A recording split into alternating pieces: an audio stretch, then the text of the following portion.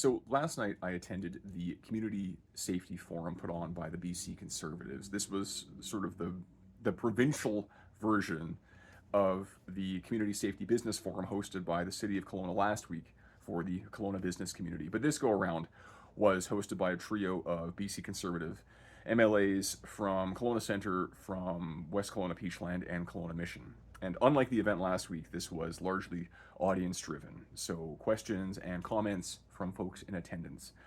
But what was very similar to how this went down last week was the sheer amount of blame and finger pointing going on, as well as the almost complete avoidance, glossing over of what it is that pushes so many people into lives of desperation on the street.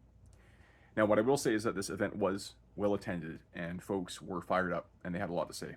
Like, there is such a demand for leadership on this multifaceted crisis of public safety. All of the stuff that gets lumped in there, right? Homelessness, drug addiction, criminal behavior.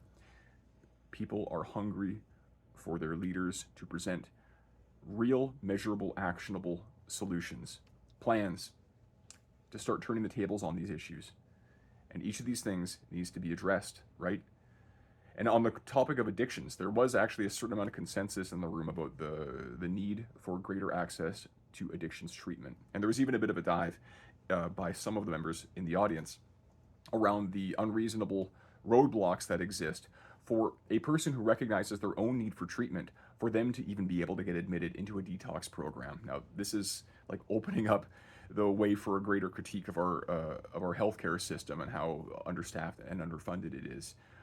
But we're basically needing to recognize here that there isn't even capacity in the system for voluntary care, let alone involuntary care. Now, this also doesn't even get into any real discussion of prevention. Like, prevention, as it came up last night, was just around policing, having more of a law enforcement presence to prevent crime the moment that it's likely to happen, right? Like, this just-in-time approach to crisis management also even extends to the discussion around poverty, or what little of it there was last night. And Christina Lowen, the MLA for Kelowna Centre, she is the opposition critic for social development and poverty reduction. And the only real mention that she had was of the provincial program that exists for like emergency financial support as a stopgap measure to keep people from missing a critical payment. But look, nothing about keeping people in their housing, nothing about addressing childhood poverty. We need to stop people from entering street-involved lifestyles altogether. This is how we get ahead of the issue.